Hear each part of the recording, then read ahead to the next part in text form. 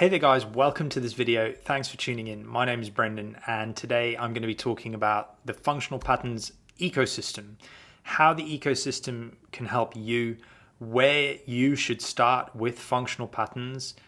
Is it really worth it? But also just a background on what Naudi is trying to do with functional patterns from a developmental perspective. Now, I must state that functional patterns does not endorse, sponsor, nor do they talk to me about creating any content. I don't talk to them about creating any content for this channel. The views and opinions on this channel are purely my own, and I just see things and I view questions that people are asking in the Facebook group, online, what people ask me questions about things personally and in the comments section, and I try and make content around that. And I think that this video will probably serve as quite a good understanding for people, because a lot of people might be looking at everything going like, where do I begin? What's the best way for me to get going? Because it might be quite confusing. So I'm going to try and help you with that today. But at the same time, I'm going to ask you a question, which is, what's your entry point? Are you in pain? Most people come into FP because they're in pain. Is it because it's the last resort, because you've got a chronic health condition? For me, it was a last resort. I couldn't train the way I wanted to train, because if I did, I just ended up in a lot of pain, or I felt uncomfortable, or didn't feel like I was making any progress. And I was like, I need to figure out how to A, train pain-free again, B, make progress with what I'm looking to achieve, improve my posture and get fitter and develop more muscle tone. What happens the most, I think a lot of people come to functional patterns because they're a personal trainer, or they're a physical therapist, or they're an osteopath, and they might be a little bit disillusioned with what they're currently doing, or disillusioned with the industry, and they see the results that functional patterns are getting, and they're like, wow, that was from a business perspective, that was my real reason for investing in FP in a big way, was because I could see the benefit of this for my clients. And as much as I care about them and as much as they are wonderful people, we're all self-serving individuals, right? We all want to look after ourselves at the end of the day. If you didn't want to look after yourself, you wouldn't be watching this video. And we're self-serving as a species. We are going to preserve ourselves to the best of our abilities. And in this day and age, that is capitalizing, making money. And I saw an opportunity with functional patterns very early on. This is an opportunity for me to develop a better understanding of my job as a practitioner, but also to offer something that not many people are offering here in the UK. And I saw that and I thought, this is an opportunity. So here we are today talking. I'm talking, you're listening. Naudi Aguilar, right? Understand a little bit about him first. As a person, I would say go away and look into the work of Jacques Fresco. I would recommend for anybody out there, my clients included, because I know a lot of you guys watch my videos, read this book, The Tyranny of Words by Stuart Chase. A, you'll understand Naudi better, but B, you'll also understand what it means when I say certain things in our sessions, or if I say something in this video and you're like, I need to actually go back and listen to the words that he was using, because when you think about words, they're very impactful, and that's a very important topic, but we won't go into that. So yeah, Jacques Fresco, Tyranny of Words, Buckminster Fuller. You could talk about, most recently, Robert Sapolsky, Anatomy Trains, Ray Peat, all these influences that have had some form of impact on Naudi as a person, and also functional patterns as a company. But this quote from Buckminster Fuller is probably the most important. You never change things by fighting the existing reality. To change something, build a new model that makes the existing model obsolete. Think about that. And think about those words, right? You never change things by fighting the existing reality. Now, on one hand, you can think about functional patterns and the fighting that seems to be going on in the comment section of everything with people about deadlifts, back squats, and the traditional way of training in the fitness industry. But to change something, you build a new model that makes the existing model obsolete. Hence, I'm talking about the functional patterns ecosystem today, which you're about to understand a little bit more deeply. But if you think about that in terms of a person, in terms of yourself, If you're trying to change it by fighting what you're currently doing, it strikes me, or stands to reason, that you need to build something completely different in yourself and focus on a slightly different approach to build a better model. And this happens in the car industry. It happens with these smartphones. Innovation is what drives progress, and functional patterns is innovating. Let's dive into this image that I've prepared for you. And we're going to talk firstly about the first section, which is education. Then we're going to talk about innovation. And then we're going to talk about concepts, because these are the three sort of areas that I could really understand that functional patterns created or institute with their business. The first section is education. So most people will start with an entry point of the 10-week online course, even if you work with a practitioner. So if you start training with a practitioner, by the way, a lot of practitioners at certain levels will not take anyone on board who hasn't done the 10-week online course. So just bear that in mind. But the 10-week online course is your entry point for a lot of people. You need to really understand the whole structure of FP as it relates to the big four, which is standing, walking, running, and throwing. And I'll talk about that more in a bit. But if you think about the 10-week course, from a very basic standpoint, addresses what someone's posture is like and addresses some form of mechanics with gait, whether it's walking or just maybe even a tiny bit of running mechanics. It's an educational course that will probably last a lot longer than 10 weeks for you, that will teach you a lot about your body from a tightness and release work standpoint with myofascial release, and from an integrated corrective exercise standpoint. And if you're the dude that commented on one of my previous videos that said there's nothing new in the 10-week online course, but you'd only done half of the course, you got to understand that, yeah, the MFR might not be new to a lot of people. Release work and myofascial release has been around for a long time. However, how you use that myofascial release later on in the corrective exercises and the exact golden nuggets that live in those corrective exercises, it's wild. It's just bonkers. So you can get at least a year's worth out of that 10-week online course, if not more. I look at it every day. I just renewed my subscription for it because I need it. I need to understand these. I need to go over and over things, because truly, to become an expert, you really need to understand things very deeply, right? So considerations for the 10-week course. Terminology might be a sticking point. Your time, if you don't have a year to invest in yourself, which you should really, because if you think about it, you only get one body. It's your body. It's the only thing you get to travel this world with that lasts or should last. So if you're not looking after that as your primary function as a human being, like your primary thing, then you're losing the battle already. Okay, considerations, terminology, if you're going to understand a lot of the words and how long it's going to take you to learn up to that point, time and a severity of your case. If you're time poor, you're not with the capacity of learning new terminology, and you have quite severe problems, then you probably need to just pay an expert like a practitioner to help you get the results. That then leads on to the functional training system.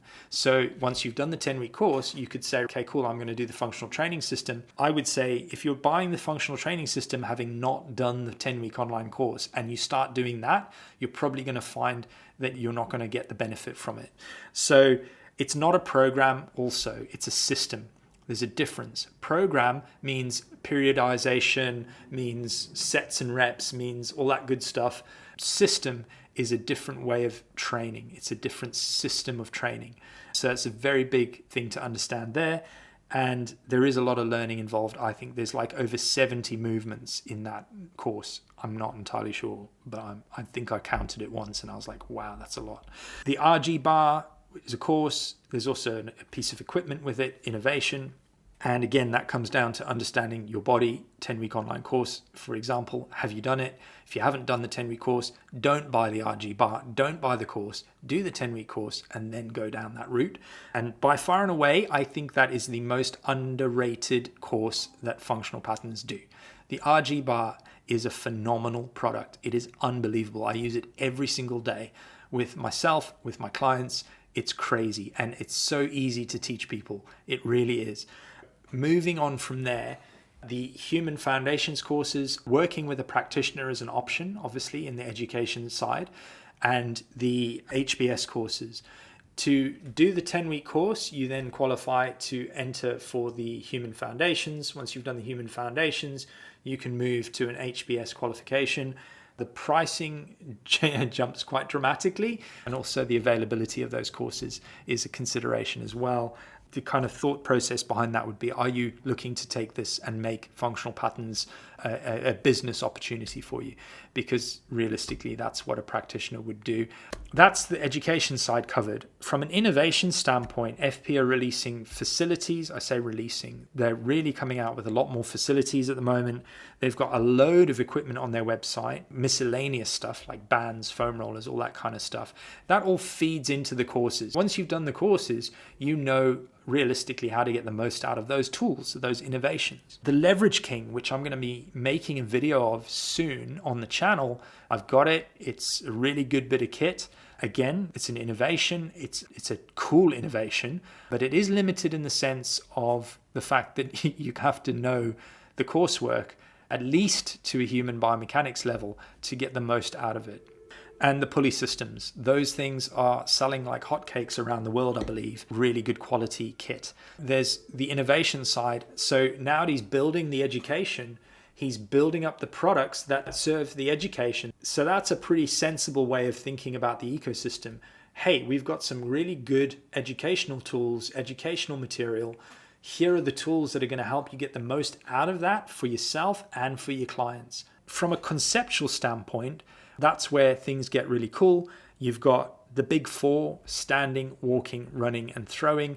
Primarily, everything in the courses and the education is founded on the basis of improving someone's posture, improving the way they walk, improving the way that they run by training those mechanics specifically. And that's the important bit. The fitness industry as a whole is geared towards training people to train them, to get them moving. But there's a difference between training someone because you can. Like, I can lift a heavy barbell over my head, but is my body really designed to do that function? Not really on a baseline level. Now, I can do it, and just because you can do something doesn't mean you always should do something, right? So when it comes to transferability, we talk about this all the time, and I talk about this all the time. If you're not carrying over what you're doing in a gym environment into real life in an unconscious way, right? That means you come out of the gym and you are primed for reality, walking, standing, running, that sort of thing, then in reality, your training isn't really supporting your life outside of that. And then your training is more of a habit and less of an intention.